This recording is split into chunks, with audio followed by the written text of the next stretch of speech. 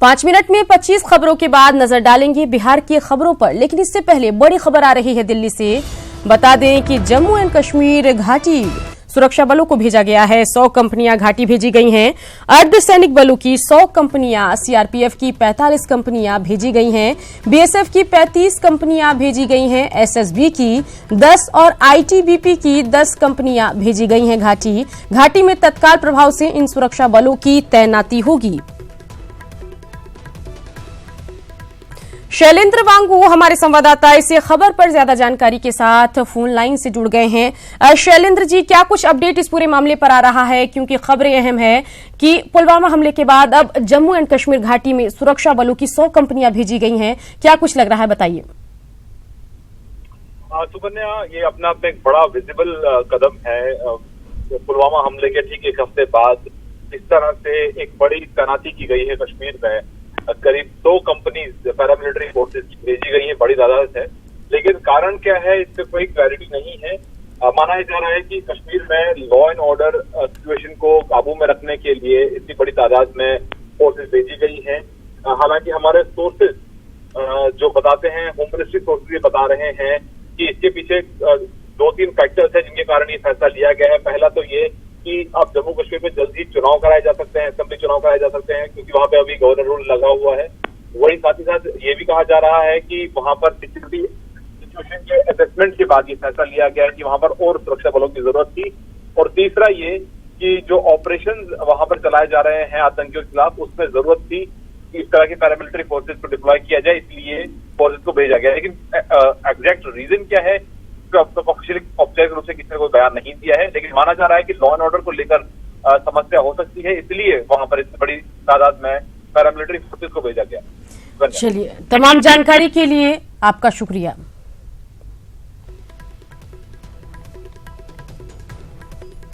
तो एक बार फिर से अहम खबर आपको हम बता दें कि जम्मू एंड कश्मीर घाटी सुरक्षा बलों की 100 कंपनियां भेजी गई हैं। बता दें कि अर्धसैनिक बलों की 100 कंपनियां भेजी गई हैं, सीआरपीएफ की 45 कंपनियां भेजी गई हैं, बीएसएफ की 35 कंपनियां भेजी गई है, एसएसबी की 10 और आईटीबीपी की 10 कंपनियां भेजी गई हैं।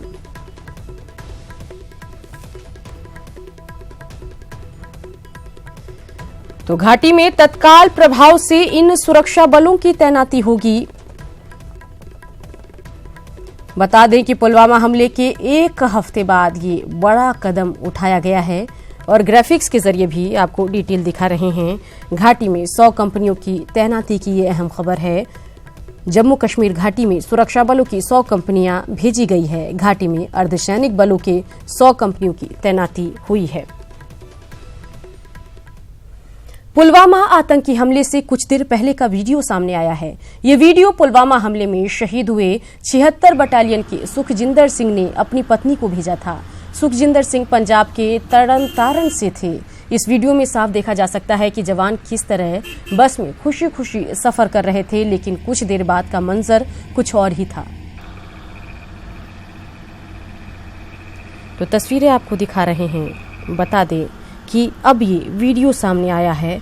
बता दें कि ये वीडियो पुलवामा आतंकी हमले के कुछ देर पहले का है और इस हमले में शहीद हुए 76 बटालियन के सुखजिंदर सिंह ने ये वीडियो अपनी पत्नी को भेजा था। और वीडियो से साफ है कि हमले से पहले इनको अंदाजा भी नहीं था कि इतना बड़ा हमला हो जाएगा और ये पूरे उत्साह के साथ सारे जवान सफर कर रहे थे। और इसी बीच इस वीडियो को भेजने के बाद ये आतंकी हमले के शिकार हो गए।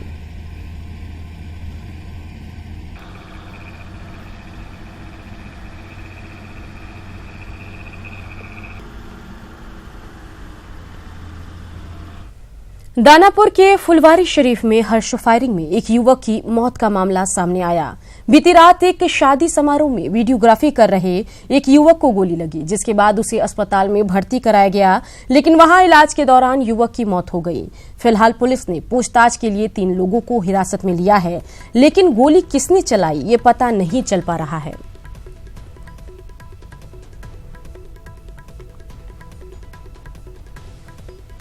बिहार में जिंदगी की कीमत पर जश्न जारी है। पिछले 3 दिनों में हर्ष फायरिंग में अब तक 2 लोगों की मौत हो चुकी है, वहीं एक युवती घायल है।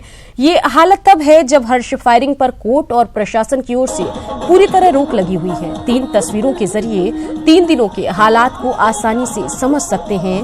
पहली तस्वीर सहरसा की 21 फरवरी की है, जहां एक शादी समारोह में एक डांसर को डांस करने के दौरान गोली लगी, जिसके बाद उसकी मौत हो गई। वहीं दूसरी तस्वीर भोजपुर की है, जहां 21 फरवरी को तिलक समारोह में गोली लगने से एक युवती घायल हो गई। वहीं तीसरी तस्वीर दानापुर की है, जहां एक शादी समारोह के दौरान हर्ष फायरिंग में एक कैमरामैन की मौत हो गई। ये जश्न जानलेवा है, जश्न शहर शहर ले रहा है जान। 3 दिन में 3 बड़ी घटनाएं, 2 की मौत, एक गंभीर रूप से जख्मी। 21 फरवरी को सहरसा में डांसर की मौत, शादी समारोह में गोली चलने से हुई मौत। 21 फरवरी को भोजपुर में एक युवती घायल, तिलक समारोह में गोली चलने से घायल। 22 फरवरी शादी समारोह में चली गोली, कैमरामैन की गोली लगने से हुई मौत।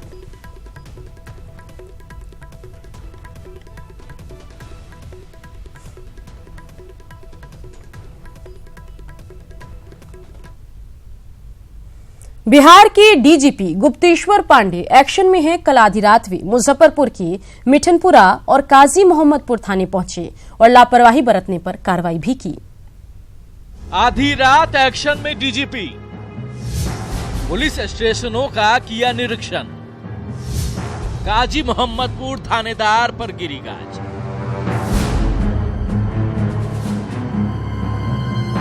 बिहार के डीजीपी गुप्तेश्वर पांडे एक्शन में हैं। बीती रात वे अचानक पुलिस की कार्यप्रणाली देखने सड़कों पर निकल पड़े। इस बार उनका टारगेट मुजफ्फरपुर जिला था, जहां उन्होंने कई थानों का औचक निरीक्षण किया।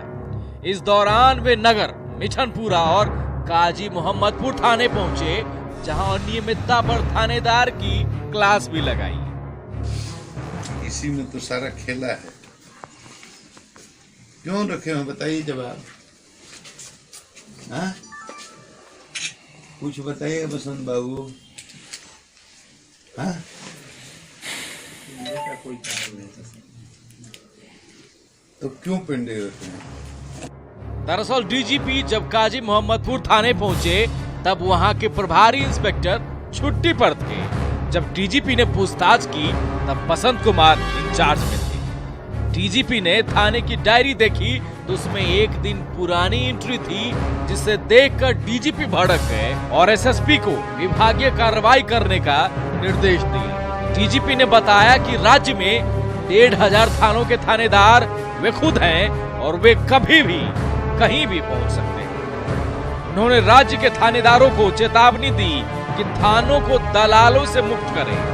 सर कुछ नहीं है, मैं बिहार में आपको मालूम होना चाहिए कि थाना सहायक, थाना ओपी मिलाकर करीब 1500 हैं, 1400 कुछ। तो सारे 1500 का थाना प्रभारी मैं हूँ, क्योंकि बिहार का डीजीपी हूँ। तो मैं कभी भी किसी थाना पर कभी भी पहुँच सकता हूँ 24 घंटे में। दिन भर सुबह 9 बजे से लेकर के रात में 9 बजे तक ऑफिस में काम करता हूँ और 9 बजे से लेकर के 2 बजे तक घूमता हूँ और उसके बाद 2 बजे सोता हूँ, 6 बजे जग करके फिर अपना काम में लग जाता हूँ।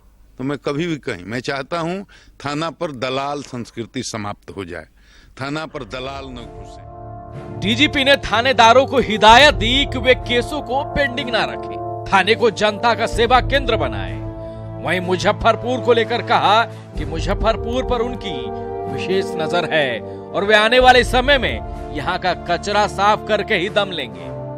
मुजफ्फरपुर अपराध का केंद्र रहा है, बिहार के लिए चिंता का विषय रहा है।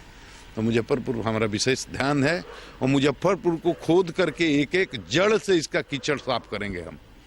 आप देखिए आने वाले कीचड़ मुजफ्फरपुर का हम साफ करने का संकल्प लिया। अपने निरीक्षण के दौरान डीजीपी जब काजी मोहम्मदपुर थाने पहुंचे, तो रात्रि में तैनात एक हवलदार की ड्यूटी देखकर काफी प्रसन्न भी हुए और पीठ थपथपाकर शाबाशी भी दी।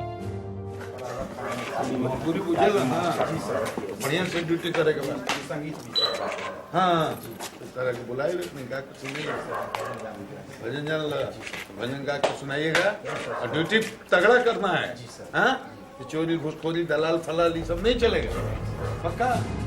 डीजीपी गुप्तेश्वर पांडे अपने लंबे कार्यकाल के दौरान विभिन्न पदों पर रहते हुए ऐसे औचक निरीक्षण और कार्रवाई करते रहे हैं। अब देखना होगा कि पूरे राज्यों की पुलिस पर इसका कितना असर पड़ता है।